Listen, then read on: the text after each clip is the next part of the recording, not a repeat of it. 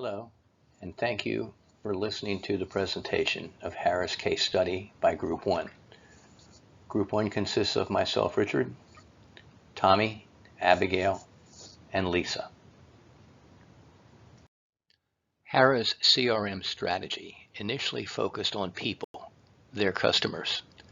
This strategy was successful as more and more states legalized gambling.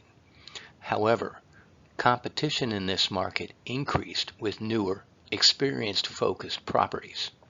Harrah's reevaluated their strategy due to this new, novel competition. Harrah's research discovered that customers visited multiple competitors' casinos, and the loyalty rewards programs across Harrah's properties differed. Harrah's changed their strategy to strengthen customer loyalty through the use of CRM.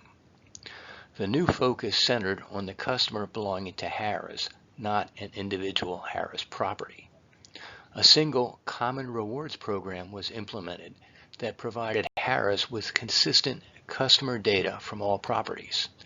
This enabled proprietary analytics to drive decision-making and longer-term strategy. The emphasis on the new strategy strengthened Harrah's brand. The objective was to provide extraordinary service to their customers, thereby increasing switching costs. CRM tools provided the same customer knowledge and analytics across all properties. Harrah's hired a new chief operating officer who transitioned the company from an operations-driven organization with standalone silos to a combined market-driven company.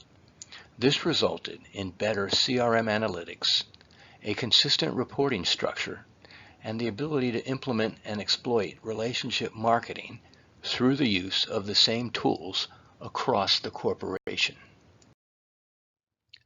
The end goal of the new strategy was to keep customers at Harrah's properties, reducing their visits to other casino brands.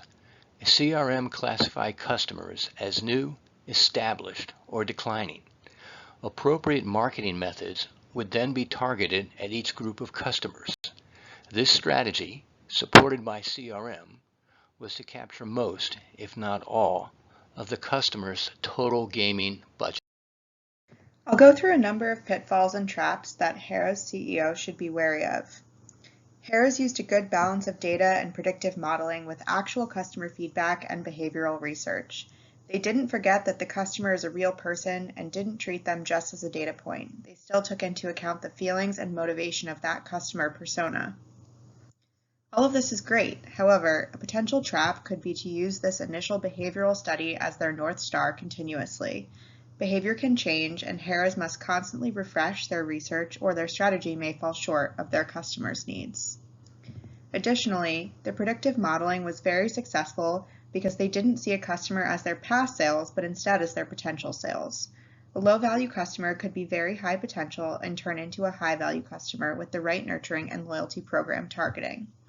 The trap here is that relying on low-value customers to turn into high-value ones could backfire if their predictive modeling is not precisely correct. There's very little diversification in this strategy, and because of that, it holds a lot of risk. Additionally, a customer behavioral change, if not monitored closely, could cause the model to fall apart completely. Harrah's loyalty program allowed them to compete in key markets like Las Vegas because customers who frequently gambled in less competitive regions for Harrah's business had a reason to go to Harrah's casino in the more competitive locations like Vegas. This could become a pitfall because Harrah's may be putting all of their eggs in one basket and relying on their loyalty program to keep their whole chain of casinos afloat. If others copy their model, they will no longer have an edge on the market. Their technology is their secret sauce, but eventually others will figure out how to utilize similar technology.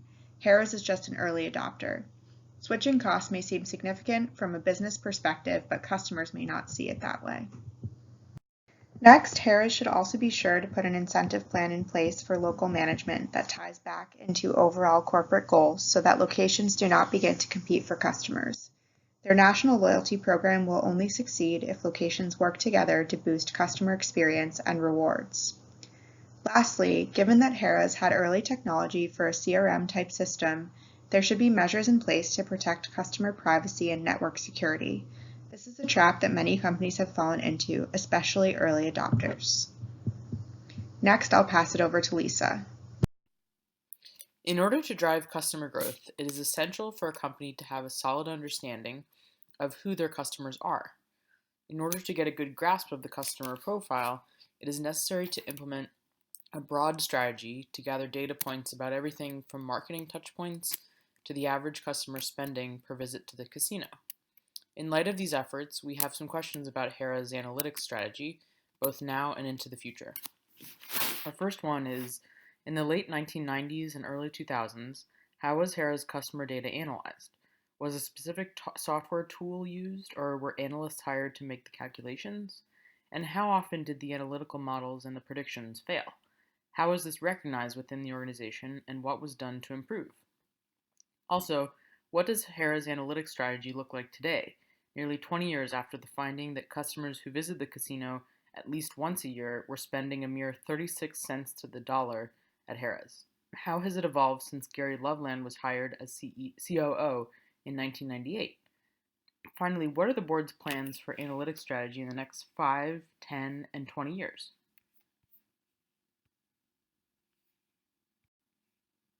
In terms of education and workforce training, a big part of implementing any successful program is that it must be effective at teaching the staff how to use the new program. So we wonder about the program that was implemented to train the local staff at every Harrah's location to get them up to speed with the new decision analysis focused CRM methods. Our first question is, what methods were being used to educate and train the local property staff about these new CRM methods, the ones that did employ decision analysis? And what more recent initiatives have used this education strategy to implement? Were they successful? And if not, what would you change if you had to do it all over again? Finally, about the loyalty program. Have you thought about making the loyalty cards digital? What kind of investment would this be for the company? That way, customers would not have to physically carry around their loyalty card and be prone to losing it. They would always have it with them as long as they had their mobile phone on hand. And looking to the future, Harrah's might consider moving its loyalty program onto some sort of a digital platform such as email if the smartphone strategy doesn't work. Thank you, Lisa. With the wealth of customer data Harrah's has on hand, we believe it should focus on how to effectively use this information to enable world-class services through customer relationship management. Harrah's strategic plan for the next 5 years should aim to strike a balance between customer acquisition and customer retention. Our goal is to get customers to come back to Harrah's because they feel that Harrah's Casino treats them better than the competition. To do that, we believe Harrah's should focus on customer demographic, such as location, gender, race, age, because each of which responds differently to different marketing approach. Harrah's should also focus on data-driven services and use data to measure service quality and customer satisfaction.